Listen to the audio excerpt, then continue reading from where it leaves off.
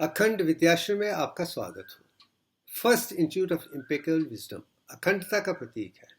Neelkanth, the blue throat of lord Shiva. My dharma, अखंडता। माई greatest discovery, अनमोल आविष्कार दिव्यंक, जिसका 3 पहलू है। फर्स्ट स्टेज ऑफ जनरेशन और creation is 22/21. 10 stages of development are operation and 0.34419 digits of third stage of dissolution. 3 put together represent God, Lord Brahma, Vishnu and Lord Shiva. And 0.161834 is the godly divine ratio that you can literally call it divine golden ratio.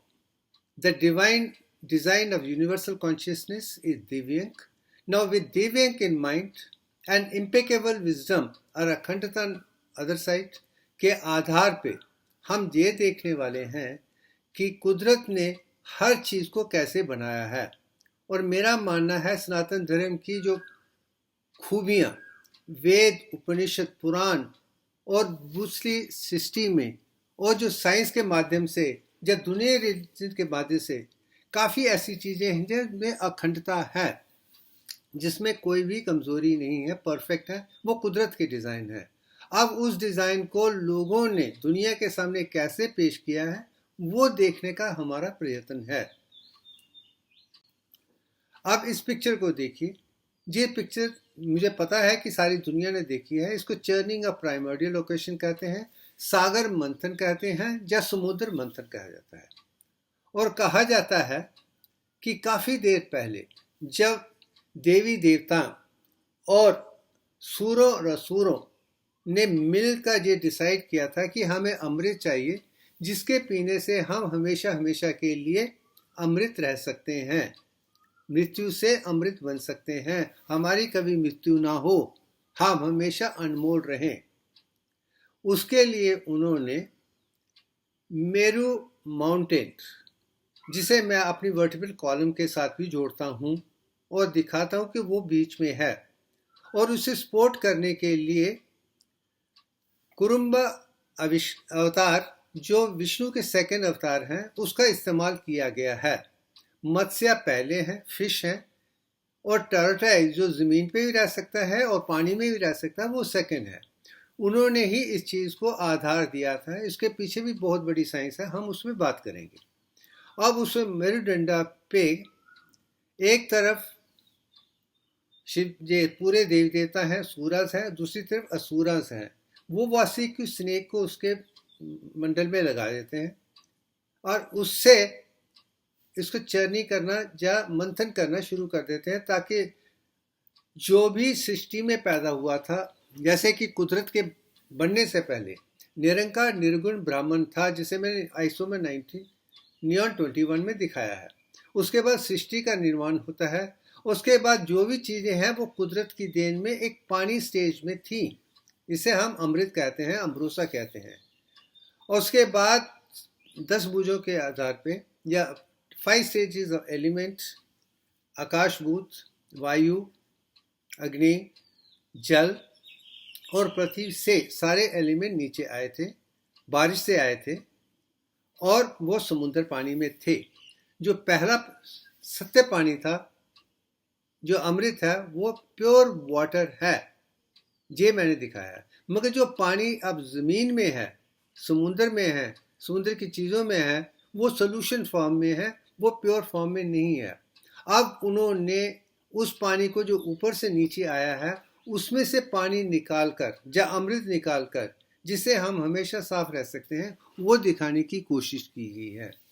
मगर जहाँ तक कि मेरा मानना है, अमृत क्या चीज़ है इसका वर्णन किसी चीज़ में भी नहीं है। मगर मुझे खुशी है कि वो प्योर वाटर है, शुद्ध पानी है, और वही है और कुछ नहीं है। अब इसमें से पानी कैसे निकलता है वो देखेंगे। ये पिक्चर है शुरू में। आप देखिए, कूर्मा अवतार जो सेकंड है वो ज़मीन में भी रह सकता है और पानी में भी रह सकता है। इसमें दोनों शक्तियां हैं, मगर इसकी सबसे बड़ी खूबसूरती ये बहुत पावरफुल है और अपने आप में इसकी अपनी ही एक ताकत है, जिसे मैं कहीं ना कहीं ओजस शक्ति के साथ भी जोड़ता हूँ। जिसमें ओजस ज़्यादा है उसमें शक्ति ज़्यादा होगी, जिसमें शक्ति ज़्यादा होगी उसमें इंटेलिजेंस ज़्यादा होगी, सोचने की क्षमता ज़्यादा होगी, बुद्धि ही अस्मिता होगी, इंट्यूशन होगी, महत्व होगा। वो कुदरत को देख सकता है। उसका आधार ओजस को तेजस में बदलने के लिए ज़रूरी है। ये चीज़ इस अवतार में नज़र आती है। आप इसे देखिए कि इस पिक्चर को मैंने उस पिक्चर के नीचे डाला है कि ये मेरू माउंटेन उसके ऊपर है और 14 चीज़ों का वर्णन काफ़ी दिखाया गया है। मगर मेरा मानना है कि मंथन, सागर मंथन या समुद्र मंथन में सिर्फ 14 चीज़ें ही नहीं आई हैं, बहुत सी चीज़ें नहीं है। हर चीज़ जो हम इस्तेमाल करते हैं वो पानी से ही आई हैं, वो कुदरत की ही देन है, जिसमें हम 33 करोड़ देवता ही कह सकते हैं। आज इस पिक्चर में हम टॉप लेफ्ट एंड में हरा हथा देख रहे हैं, वो पॉइजन है। हम इस विषय के बारे में हम इस पर्टिकुलर वीडियो में वार्तालाप करेंगे। अब इस पिक्चर को देखिए। ये पिक्चर मुझे जहाँ तक जानता हूँ कि सारी दुनिया जानती है।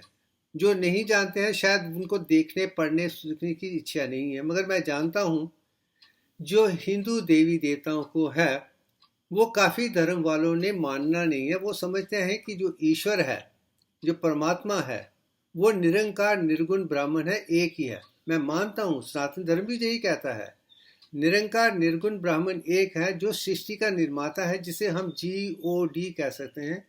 मगर जब वो साकार होता है, फॉर्म लेता है, तो वो G ब्रह्मा बन जाते हैं, O विष्णु बन जाते हैं, D शिवा बन जाते हैं। ब्रह्मा विष्णु महेश ही कुदरत के 3 देव हैं, ट्रिनिटी हैं, जो सत्य हैं। ये जीवन का सत्य सिर्फ सनातन धर्म ही कहता है। और सनातन धर्म की मैंने जिसमें कहा है कि लॉर्ड ब्रह्मा की जो मैथमेटिकल वैल्यू है वो 22/21 है, और जहाँ तक विष्णु के 10 अवतार हैं वो 10 सीरीज डेवलपमेंट है।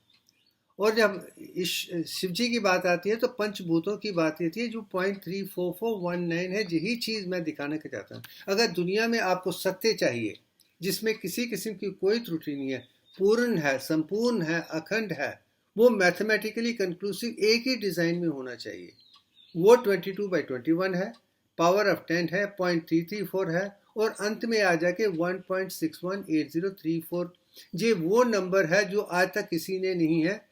2015 में पहली बार इसको रिकग्नाइज करके दुनिया के सामने रिवील करने का सौभाग्य मुझे मिला है। मगर मैं यही कहा था कि मैं एक स्टूडेंट हूँ, ये मेरा काम नहीं है, मेरी अंतरात्मा का काम है, जिसमें हीलियम 4 भी है, गॉडेस गायत्री भी है, आदि पराशक्ति भी है। इन शक्तियों ने ही मुझे ये देखने का, समझने का, समझाने का मौका दिया है। मैं उसके लिए सौभाग्य हूँ। वो एक पत्र।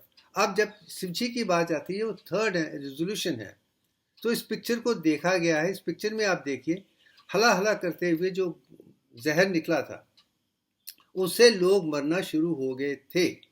जब लोग मरना शुरू हो गए थे तो सब ने शिव जी को ही अप्रोच किया था कि आप ही हैं जो जहर को पी सकते हैं, उसे शुद्ध कर सकते हैं, वो दुनिया को दे सकते हैं। शायद इसलिए ही मैं कभी भी गंगा माता को विशुद्धि के साथ कनेक्ट करता हूँ, सर के साथ नहीं। जो सर से है वो सिंधु है, वो भारत को दुनिया से वेस्ट साइड में पश्चिम की तरफ सेपरेट करता है, और हिमालयास पूर्व की तरफ सेपरेट करता है। उसके नीचे जो जम्बू द्वीप है, कश्मीर टू कन्याकुमारी, मैं तो श्रीलंका को भी उसी का हिस्सा मानता हूँ, तिब्बत को भी मानता हूँ, पाकिस्तान को भी मानता हूँ, अफगानिस्तान को भी मानता हूँ, और श्रीलंका को भी मानता हूँ, बांग्लादेश को भी मानता हूँ। जी सारा महाद्वीप जो अखंड भारत है, ये अखंड भारत ही वहाँ पे है। जो एक तरफ सिंधु है, दूसरी तरफ हिमालय है, उसके बीच का नीच का हिस्सा है, वो सौभाग्यवती है। यही जीवन में एक चीज़ मैंने देखी है, दुनिया का अकेला एक ही हिस्सा है जो दिन ब दिन बढ़ता जा रहा है। इसका अनमोल साइंस दे चुकी है कि आज से हजारों साल पहले माउंट एवरेस्ट की हाइट कम थी और दिन ब दिन बढ़ती जा रही है। ये एक सौभाग्य है। और माउंट एवरेस्ट जहाँ पे शिव भगवान जी का स्थान है, कैलाश है, वो एक सौभाग्यवती है। और सिंधु वहीं से निकलती है और गंगा विशुद्धि से निकलती है। तो जो शुद्धिकरण का काम है वो विशुद्धि चक्र ही कर सकते हैं, इसलिए उसको विशुद्धि कहते हैं, प्यूरिफाई कहता है। तो फ्रॉम दैट एंगल इस बारे में लोगों ने काफ़ी कहा है कि शिव जी प्यूरी कर सकते हैं, विशुद्धि कर सकते हैं, इसका वर्णन है। मगर करते क्या है वो वर्णन, वो साइंटिफिक मैथमेटिकल कंक्लूजन मुझे नहीं लगता है कि किसी ने ठीक तरीके से समझाया है। और दूसरा सवाल पैदा हो जाता है, जब पीने लगे तो माता पार्वती ने अपना गला, उनके गले पे अपना हाथ रख दिया था और स्नेक डाल दिया था। उसके बाद ही वो गला ब्लू हो गया था, नीलकंठ कहलाने लगे। अब लोगों का मानना है कि ये इसलिए है कि ताकि वो जहर पेट के अंदर ना जाए और वो मर ना जाए। ये हो काफ़ी लोगों ने विचारधाराएं दी हैं, मैं समझता हूँ वो गलत हैं। और समय आ गया है कि हमें अखंडता के पास जाना है। अगर हमें अखंडता के पास जाना है तो मैथमेटिकल कंक्लूसिव ऐसे आंसर होने चाहिए जिसको दुनिया का कोई भी इनकार नहीं कर सकता। हम फिलॉसफी के आधार पर सोच विचार बदल सकते हैं मगर संपूर्णता नहीं ला सकते, अखंडता नहीं ला सकते हैं। ये चीज़ उभर के आती है। आप इस चीज़ पे ये सवाल पैदा होता है कि ये कहानी जो मैंने अभी बताई आपको, क्या ये सत्य है, क्या ये फिक्शन है, क्या ये माइथोलॉजी है, मिथ्या है, एक माया है, एक जल है, या इसके पीछे स्पिरिचुअल साइंस का सबसे बड़ा आधार है वो है। और मेरा मानना है ये पिक्चर मुझे सबसे ज़्यादा इसलिए अच्छी लगती है, इसमें वो साइंस है जो ना तो पुराने ऋषियों ने, महर्षियों और ब्रह्म ऋषियों ने जाना है, ना ही मॉडर्न साइंटिस्ट ने जाना है, जिसने इतनी तरक्की करके दुनिया को स्पिरिचुअलिटी दी है, साइंस दी है, वो भी उसको नहीं समझ पाए थे। मगर जो पिक्चर आर्टिस्ट ने इसमें डाली है, मैं वो चीज़ दिखाने की कोशिश करूँगा जो मॉडर्न साइंस को भी छक्के छुड़ा देती है और स्पिरिचुअल साइंस को भी छक्के छुड़ा देती है। आप उसे देखने की कोशिश करते हैं कि इसके पीछे क्या राज है।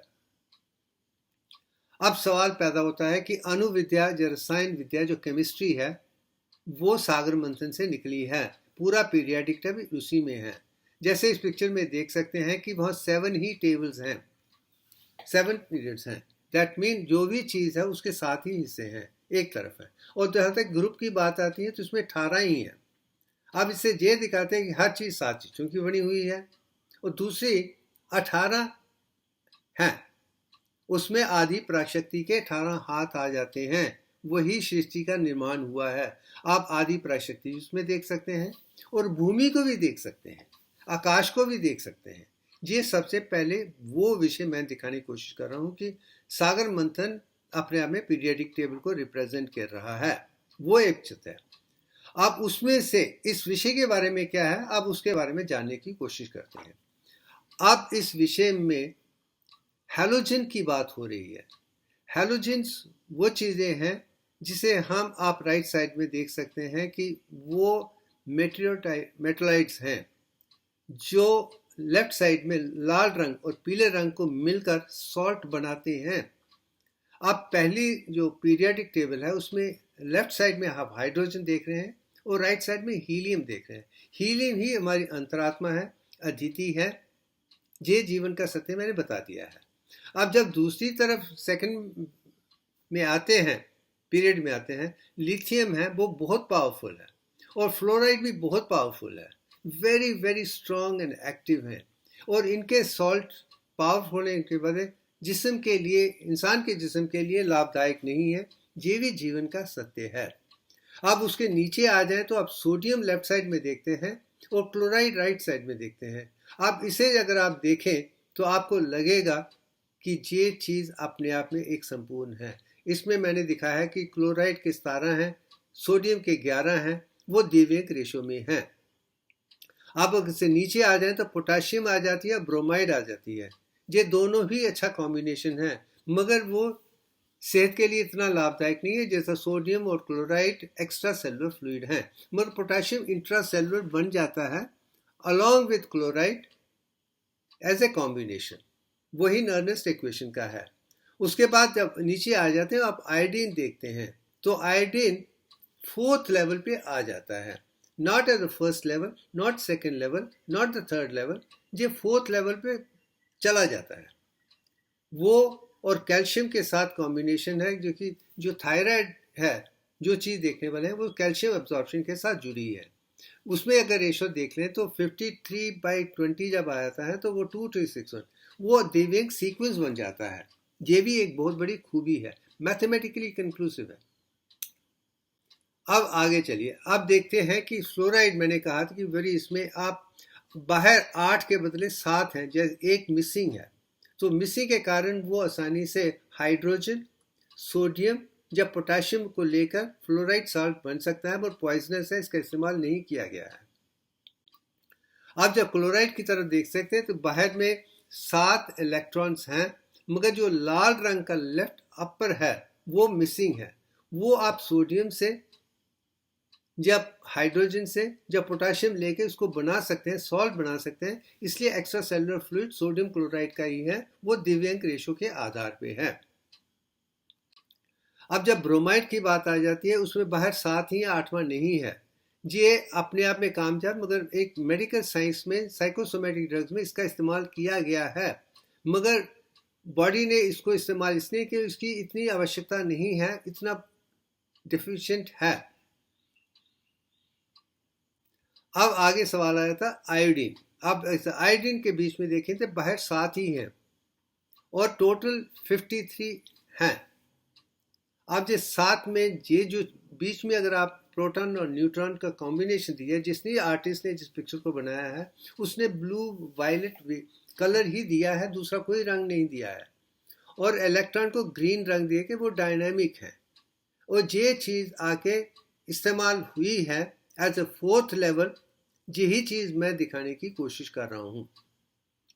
अब आगे चलते हैं एस्टाटीन या एस्टाटाइड, जिसमें 85 है।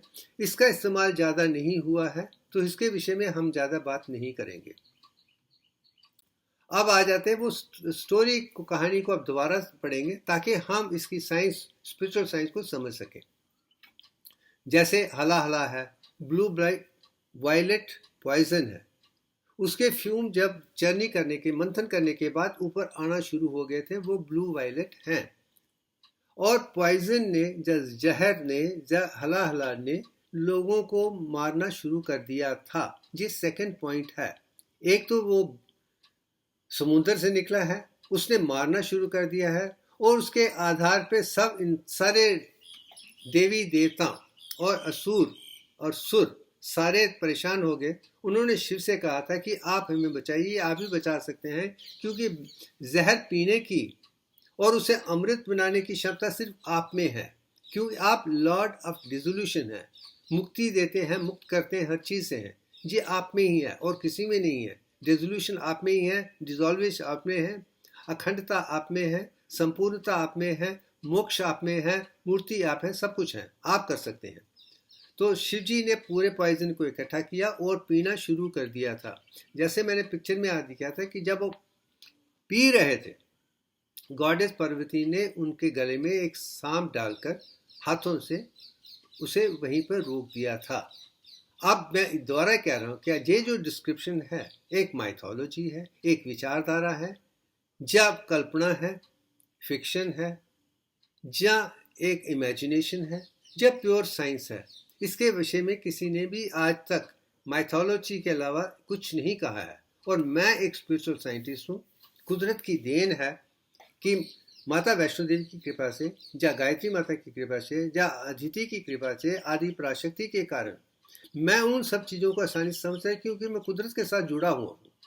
और उसके आधार पर मैं यही कहूँगा कि जो मुझे सुनाया गया था, मैंने जाना है, पहचाना है, मैं अब वो दुनिया के सामने पेश करने की कोशिश कर रहा हूँ।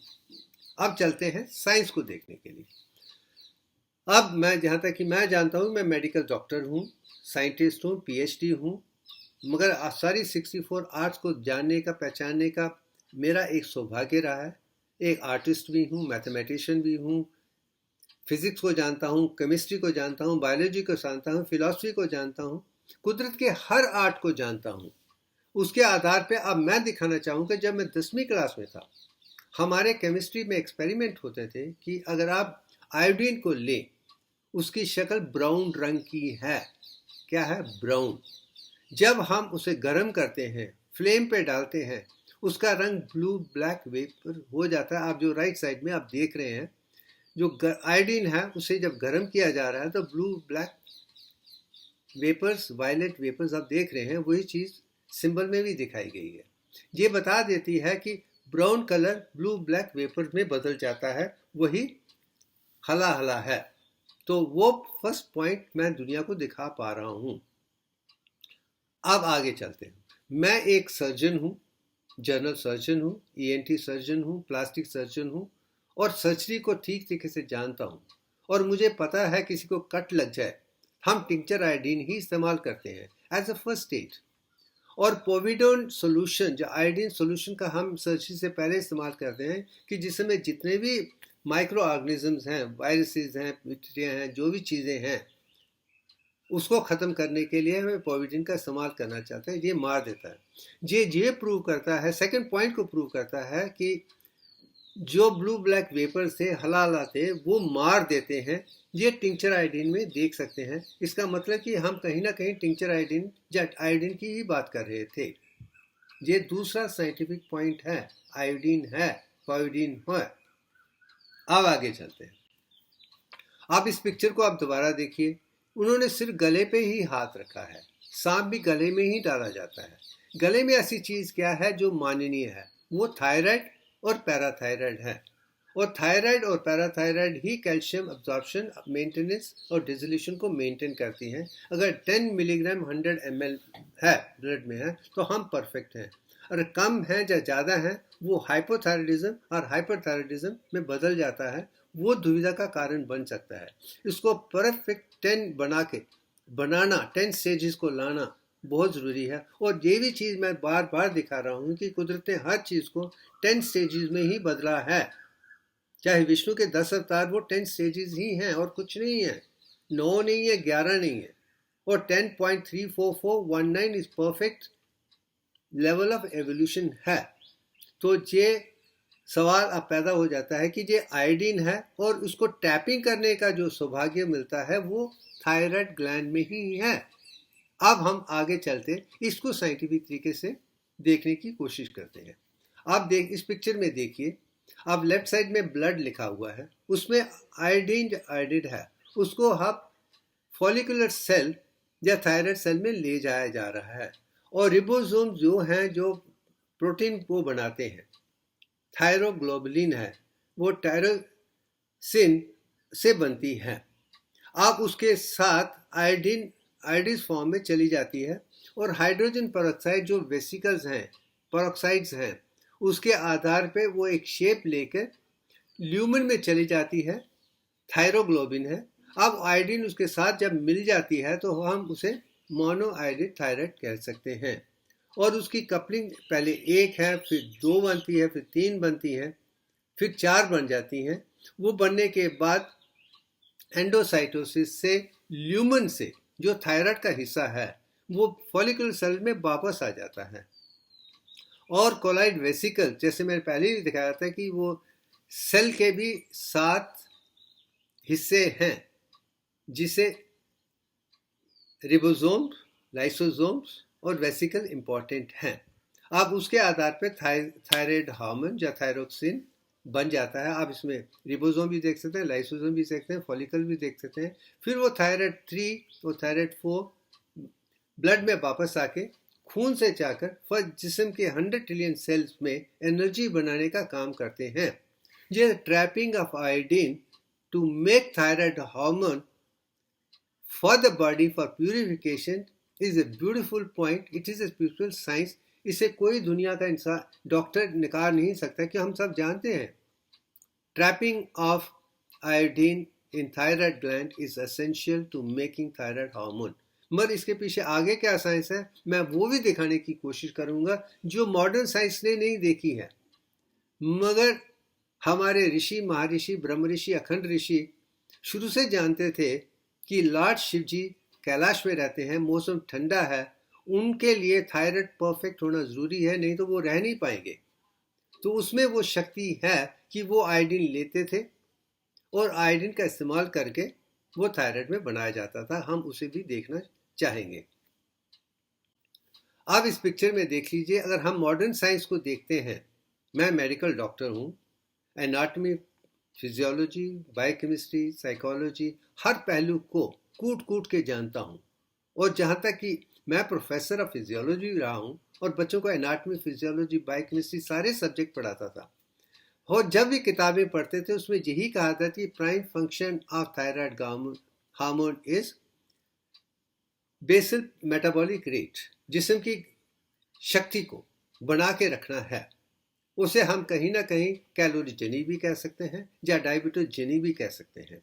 हमने कहीं बीएमआर को कैलोरीजेनिक और डायबिटोजेनिक हार्मोन की तरफ से ही देखा है, मगर मैंने ये जाना है कि हकीकत में ये हार्मोन सिर्फ बेसिक मेटाबॉलिक रेट के लिए नहीं है, ये हीट के लिए है। जैसे आप पिक्चर में देख सकते हैं, माइटोकॉन्ड्रिया से जो बन के आ रहा है वो अग्नि है, ये अग्नि बनाता है। और अग्नि बहुत ज़रूरी है जिस्म को तंदुरुस्त बनाने के लिए, काम बनाने के लिए, हर चीज़ बनाने के लिए। जहाँ पे मेडिकल एजुकेशन से यही करूँगा, किसी जगह में कोई प्रॉब्लम हो, वो कमी के कारण है, तो उसके लिए गर्मी का होना ज़रूरी है, वो अग्नि ज़रूरी है।